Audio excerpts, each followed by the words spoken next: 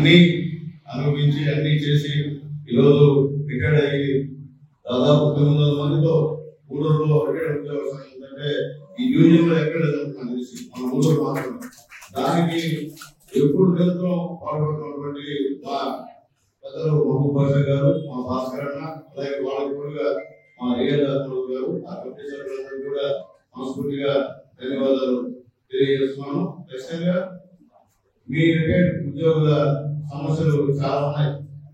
అన్నింటినీ పరిశీలించే పరిస్థితి మేము కాదు, కానీ కొన్నైనా సరే నా బాధ్యత. ఎందుకంటే మా అమ్మ నాన్న కూడా రిటైర్డ్ ఎంప్లాయీస్ కాబట్టి ఏదైనా ఇష్యూ ఉంటే మీకు మేము మళ్ళీ తెలియజేస్తుంది. కొంత వారికి వేరే వారికి ఇక్కడ మీ సొంత విషయాలు కానీ లేకపోతే మీ పొలాల విషయాలు కానీ చాలా మంది ఇబ్బంది పెట్టే కార్యక్రమాలు చేస్తున్నారని చెప్పి మా దృష్టికి వచ్చింది సార్.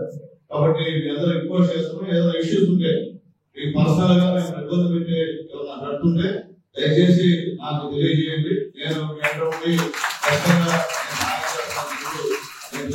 ఎందుకంటే గూడూరులో అలవాటు అయిపోయింది ఇబ్బంది పెట్టాలి. అందుకని మీరు ఎక్కడ అయిపోయారు, మీరు పోయి అక్కడ మీరు పొలాలు చూసుకోలేరు, మీ ఆస్తులు చూసుకోలేరు. ఎవరంటే వాడు మధ్యలో వచ్చి ఆ పొలాలు ఆగిపోయడం, ఆస్తులు ఆగిపోయడం చేసే కార్యక్రమం గూడూరులో పరిపాటి అయిపోయింది.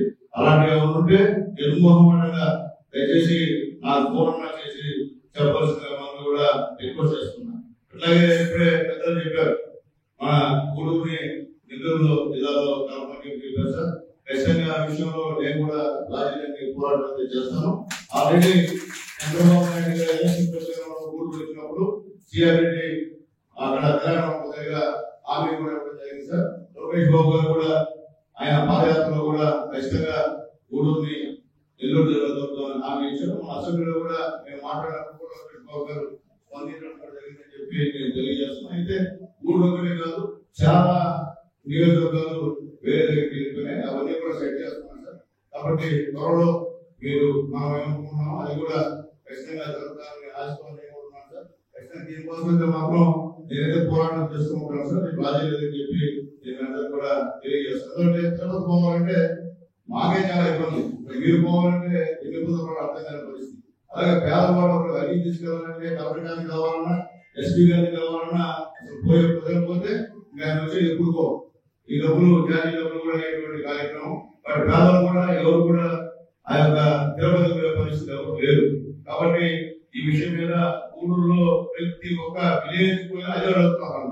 ఎక్కడికి ఏ కార్యక్రమాలు పోయినా ఆ సముద్ర ప్రాంతానికి వెళ్ళినా ఇదే మాట అడుగుతున్నారు. ఇబ్బందులు అవుతాయా ఈ మన గూడూరు జిల్లాలో అని చెప్పి ఖచ్చితంగా ఈ విషయంలో మన మంత్రులతో సంప్రదించి మళ్ళీ ముఖ్యమంత్రి గారు తీసుకెళ్తారని చెప్పి మేము కూడా తెలియజేస్తున్నాం.